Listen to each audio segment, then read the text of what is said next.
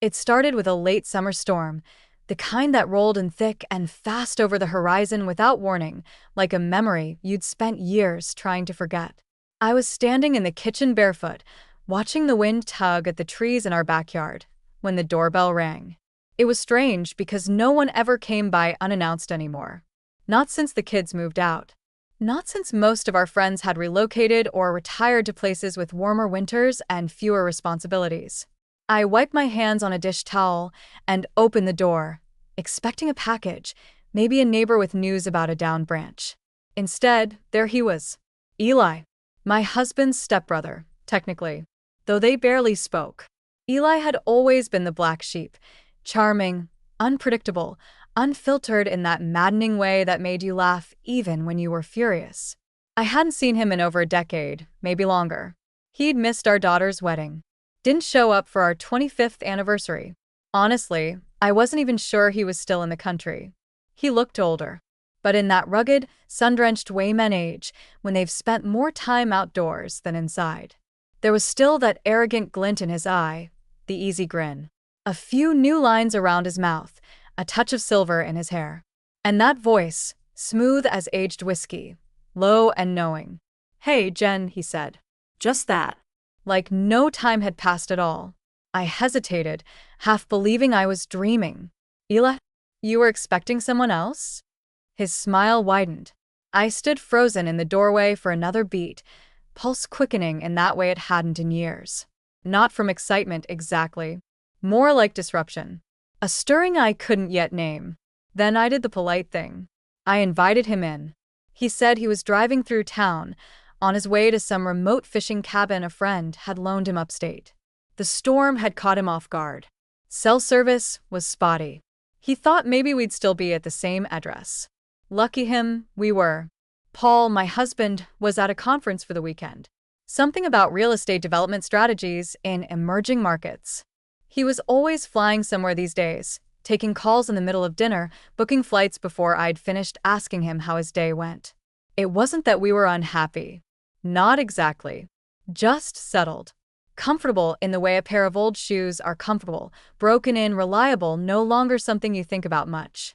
Eli and I sat at the kitchen table, the rain hammering the windows while we drank the cheap wine I usually saved for stew recipes. The conversation started awkwardly, like two people reading lines from a script they didn't believe in anymore. But soon it softened, relaxed.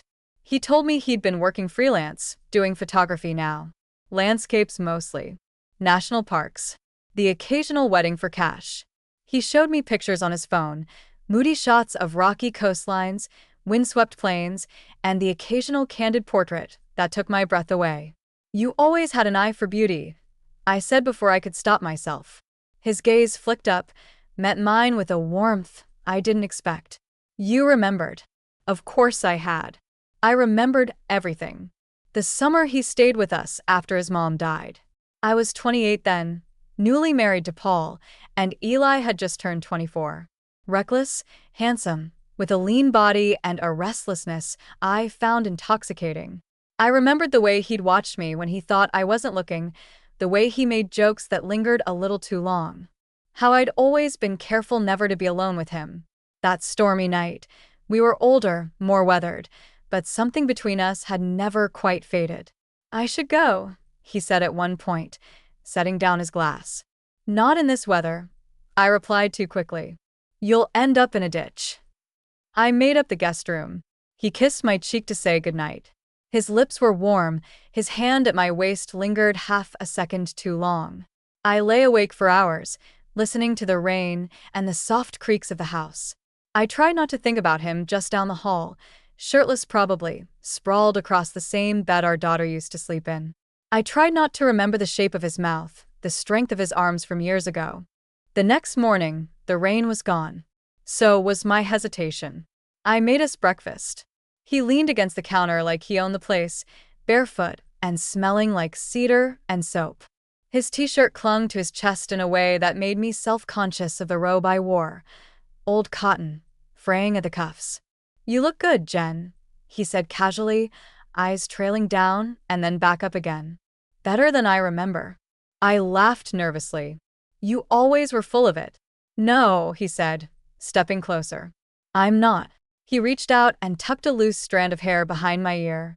I didn't pull away. You're married, he said, a whisper this time. Still. Yes. You happy? I didn't answer. I don't know if I couldn't or didn't want to. His thumb traced my jawline. It had been years since anyone had touched me like that, softly, curiously, with the intention of remembering it. I shouldn't, I said. Then tell me to stop. I didn't. The kiss was soft at first. Searching. Like we were both unsure what we were doing, who we were. Then it deepened, grew urgent.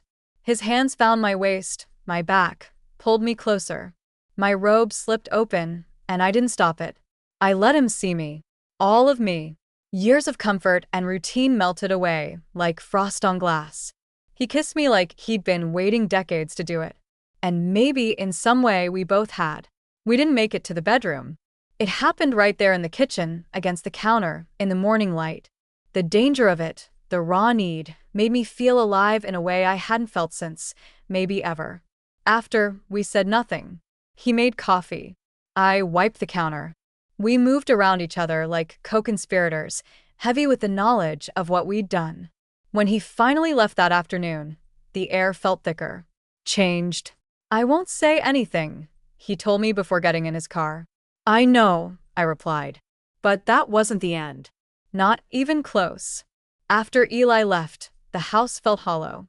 Not empty.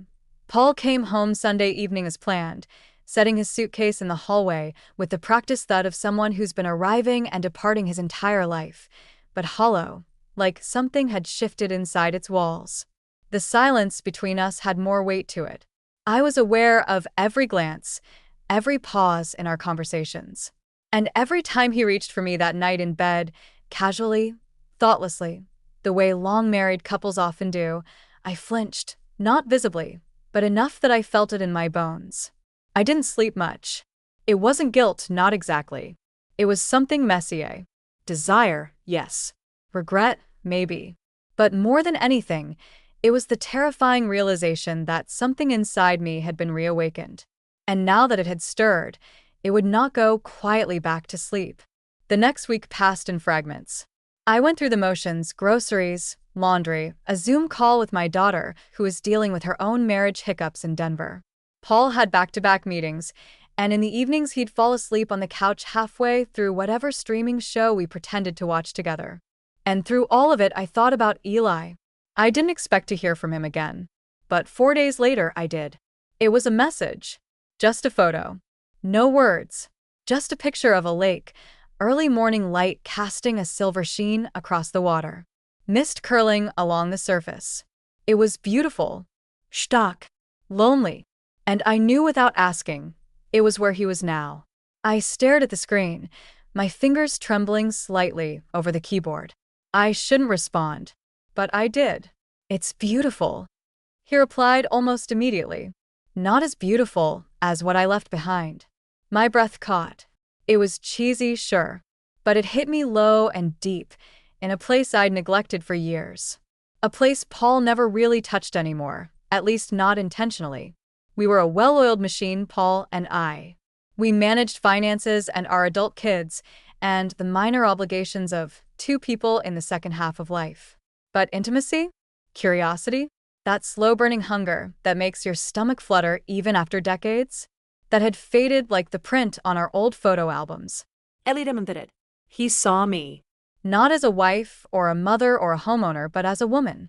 A still living, still desiring woman. That night, I couldn't stop replaying our time in the kitchen. The way his hands had claimed my hips, the heat of his mouth on my skin, the feel of the cold counter under my thighs. It felt obscene and wonderful. And terrifying. Because it wasn't a one-time mistake. It was a beginning. The next message came 2 days later. A simple, "Are you free next weekend?" I told Paul I'd be visiting an old college friend in Syracuse. He barely looked up from his laptop.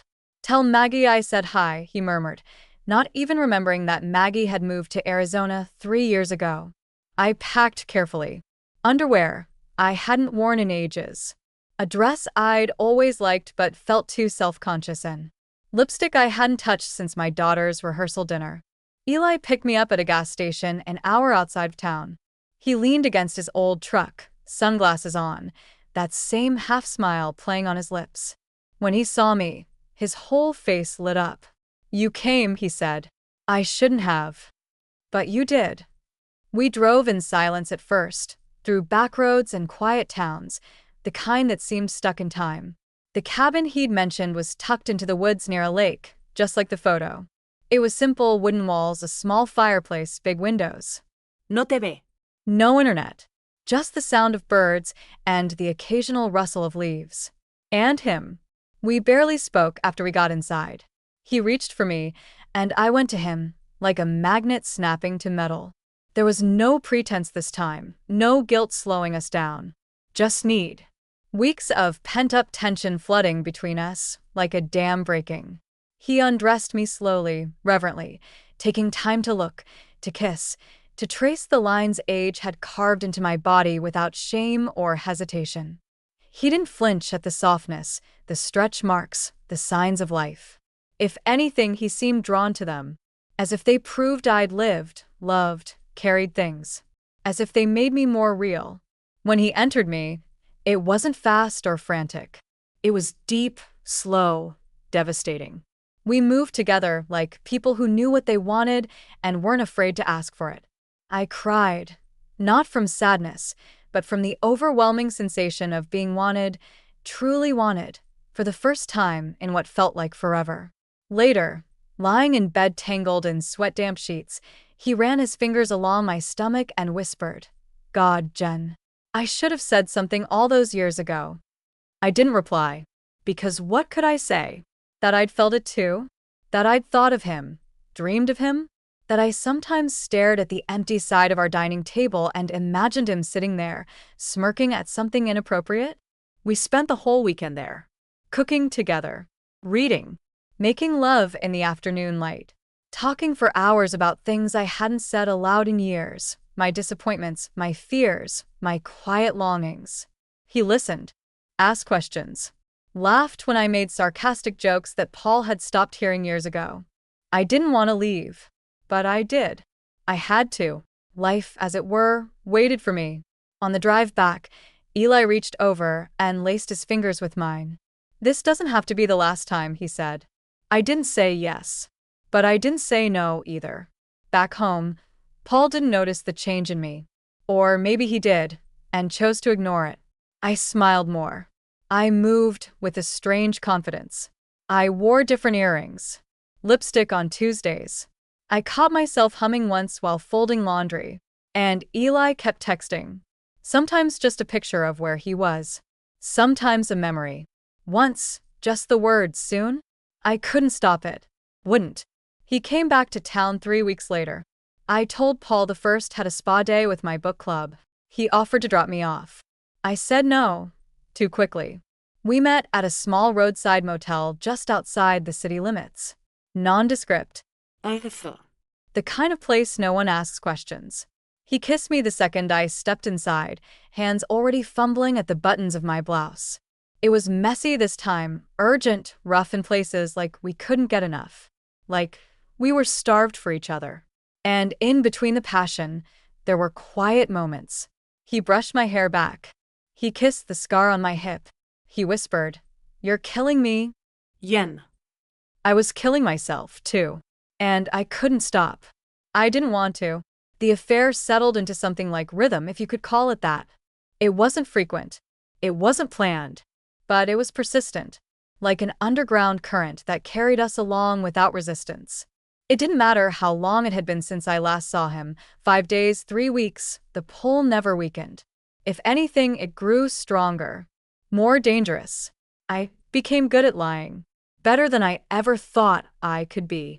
I rehearsed things in my head, what I'd say if someone asked where I'd been, why I looked different, why I suddenly had opinions about new restaurants downtown. Paul, God bless him, never questioned anything. Or maybe he did and chose silence over confrontation, as so many men of his generation had been trained to do. There were no confessions. No threats. No suspicions, not that I could tell. And yet, Everything in me had changed. I noticed things now, about myself, about my life. I saw the way Paul walked past me in the kitchen without ever touching my back. I felt the emptiness of our dinner conversations, the safe politeness, the routine. I saw the distance in our shared bed, the way we turned toward opposite walls, as if sleep had become something solitary. We weren't unhappy. That was the hardest part. We were fine. But fine is a slippery thing. It lulls you into complacency until one day, you remember what it feels like to be alive, and suddenly fine is no longer enough. Eli and I met wherever we could. A rented Airbnb, an hour out of town. A lakeside cabin. Once, a boutique hotel downtown where I pretended I was there for a conference. We stole moments. We made hours stretch. We didn't talk about the future. We didn't make promises. But with every stolen afternoon, it became clearer that this wasn't just about sex. And yet the sex was everything I'd forgotten it could be. Sometimes slow and reverent. Sometimes hard and raw. Sometimes something in between, like we were dancing between worship and need. He knew my body now better than I did. He touched me with a kind of reverence I never expected to feel at this age, like he saw not what time had taken but what experience had given. "I love your hips," he murmured once, fingers tracing them like a map. "They're wider than they used to be." "They're you," he said. "And I want all of you." That was the thing about Eli. He wasn't trying to remember who I used to be. He wanted the version of me who existed now. The woman who'd raised children, buried parents, survived 30 years of compromise. He found beauty in my resilience, in the softness that had come with age, in the way I knew what I wanted without apology. One afternoon, while we lay tangled in the rumpled sheets of yet another hideaway, he turned to me and said, "Do you ever wonder what would have happened if we hadn't waited 25 years?" "All the time," I whispered. "Would you have left him?" I thought about it, about the young woman I used to be, idealistic, careful, terrified of making the wrong choice. "No," I admitted. "Back then, I wasn't brave enough. And now?" I didn't answer. I couldn't. Because the truth was I didn't know. Leaving wasn't just about Paul. It was about a house we'd built together, a life filled with pictures on the wall and holiday routines and memories with faces that couldn't be undone. It was about our kids, even though they were grown. It was about health insurance and shared accounts and the knowledge that someone would be there if I got sick, if something went wrong. Eli represented chaos. Beauty. Danger. Possibility. But he didn't represent safety. And yet, every time I looked at him, I wanted to risk everything. That fall, Paul planned a week-long business retreat in Chicago. Normally, I'd have used the time to catch up on housework or meet with old friends. This time, I packed a bag and told him I was heading to a wellness resort.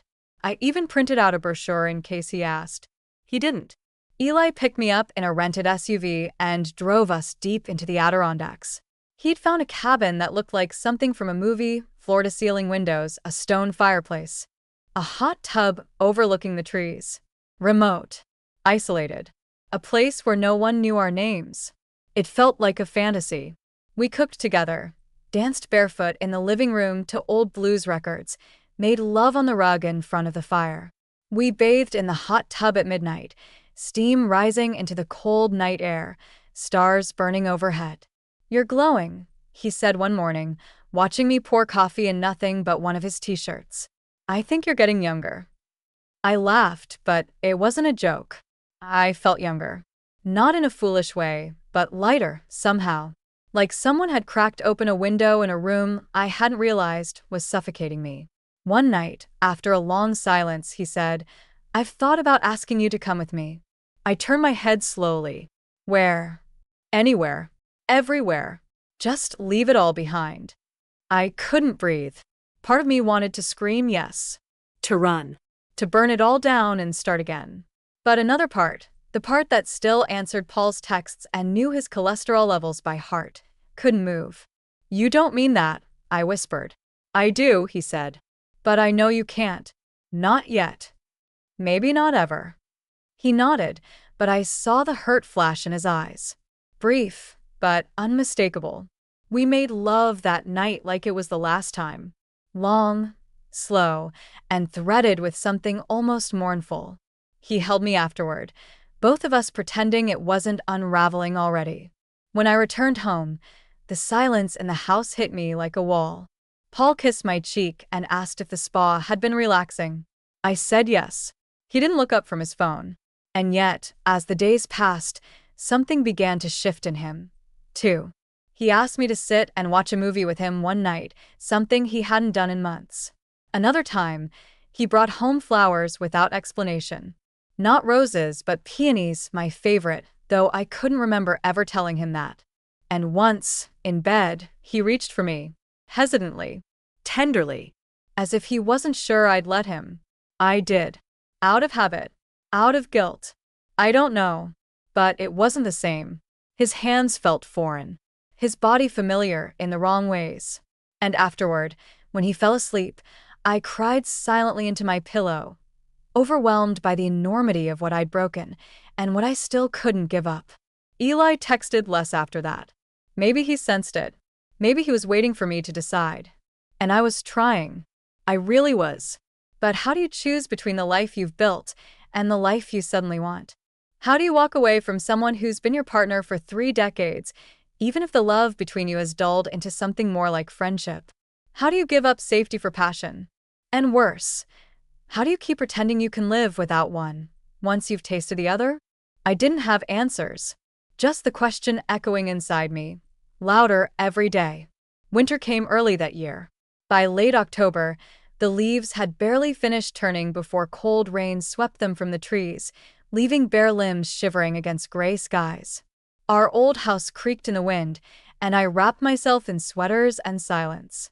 The kind of silence that feels deliberate, heavy. Eli's last message had come nearly 3 weeks ago. A photo again, this time a cabin porch railing dusted with the first frost of the season. The caption simply read, "Miss the warmth." I hadn't replied, not because I didn't feel the same, but because I was losing control. The boundaries that had once felt manageable, the neat separation of my 2 lives, had begun to fray at the edges. I'd made love to Eli and come home to Paul. I'd texted Eli while planning meals for family holidays. I'd carried him inside me while sitting across the dinner table from my husband of 31 years. Something had to give. And it did. It was a Sunday evening, the weekend before Thanksgiving. I was folding laundry in the bedroom, socks, undershirts, a fleece pullover Paul wore like armor against aging, and I found it. A printed email. Folded, tucked halfway between a pair of long johns and a flannel pajama top. It wasn't hidden, exactly. But it wasn't something I was meant to see. Paul had booked a therapy session. Marriage counseling. I stood still for a long time, holding it in both hands.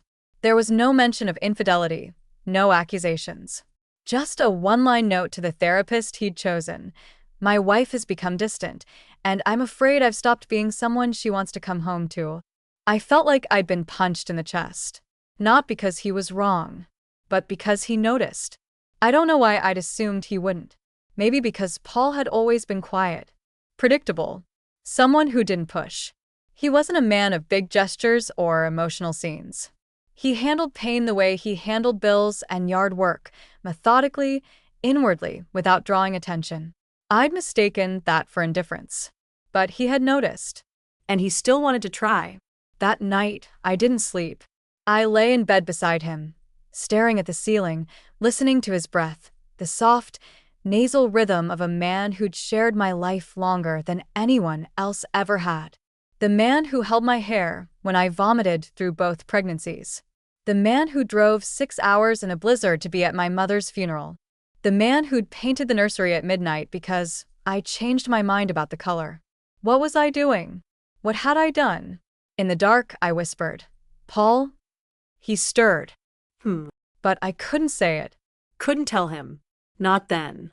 I couldn't sleep, I said instead. He reached out, still half asleep, and rested a hand lightly on my hip. Not possessive. Just present. "I'll make coffee in the morning," he mumbled. I lay there, wide-eyed, tears slipping silently into the pillow. The next morning, I asked him if he wanted to take a walk.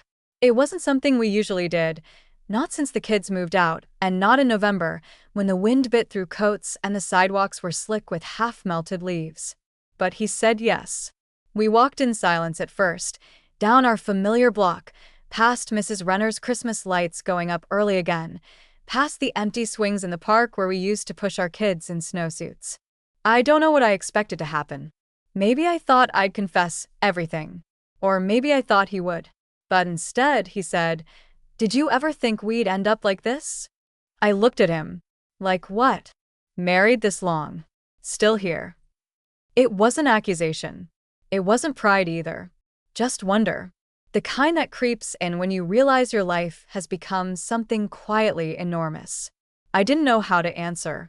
So instead, I said, "I found the printout. The therapist." He stopped walking. I turned to face him. I wasn't snooping. It was with the laundry. He nodded slowly. "I didn't know if I'd go through with it." "Why did you book it?" "Because you haven't looked at me the same way in a long time.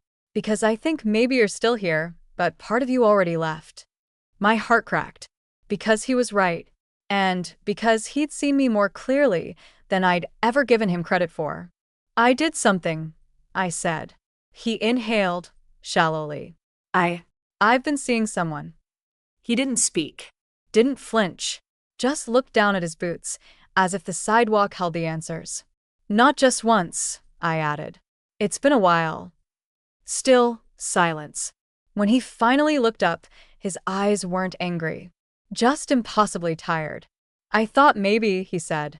"But I didn't want it to be true." I blinked against the wind. "I didn't plan it." I didn't go looking for it. "Who?" I hesitated. His eyes widened. Ellie. "Your stepbrother?" "Only technically. We never grew up together. We weren't even teenagers when our parents married. We barely saw each other after that. That doesn't make it less real." "No," I said. "It doesn't." We stood there for a long time, both shivering. The wind picked up. A few dead leaves skittered across the pavement like startled birds. He asked the one question I feared most. "Do you love him?" I didn't answer right away. Because I didn't want to lie. And because I didn't know if love was the right word. What I felt for Eli wasn't soft or safe. It was urgent, consuming, beautiful in a way that scared me. "I don't know," I said. "Maybe." Maybe not in the forever kind of way. But in the way that makes you remember who you are. That hurt him. I saw it. But he didn't turn away. "Do you still love me?" he asked quietly. And this time, I didn't hesitate. "Yes," I said. "I do. But it's different. And I don't know if it's enough." He nodded once, the movement small but certain. "Then I guess we start there." We did go to therapy. At first, I didn't think it would help. I sat stiffly in the sessions, answering questions with the caution of a woman who didn't want to be judged. I didn't tell the therapist everything. But I told her enough. Enough to open the cracks. To let air into places that had gone stale from neglect. Paul surprised me. He admitted things. How he'd stopped trying years ago, assuming that routine was what I wanted. How he'd buried his hurt every time I pulled away, convinced it was age, not loneliness. How he'd blamed himself for our distance, but didn't know how to fix it. We talked. We fought once, truly fought, in a way we hadn't in years. Not with screaming, but with honesty. Real, painful honesty. And slowly, we began to rebuild. I didn't see Eli again. I didn't block him either. I couldn't bring myself to erase him. He had mattered. Still did. But I didn't respond to his final message. Just a simple, "You were my spark. I hope you find your fire." Sometimes I reread it. Sometimes I wonder. But Paul and I started finding our rhythm again. A new rhythm. Not the one we'd had in our 30s. Not the one we'd faked in our 40s. Something quieter. More deliberate. We started walking more. Talking more. We took a weekend trip upstate in the spring. We didn't have sex for a long time, not because we weren't trying, but because it had to mean something again. The first time we did, months later, I cried. Not because it was spectacular. Not because it erased anything, but because it was something. Something real. Something hopeful. I still think of Eli. Not every day, but sometimes. When I smell pine. When a song comes on. When Paul laughs just the right way, and I remember how rare it is to be known. And I wonder if maybe that's what life is, after all, not choosing between two people or between safety and passion, but learning how to carry both love and loss inside you, learning how to live with what stayed behind.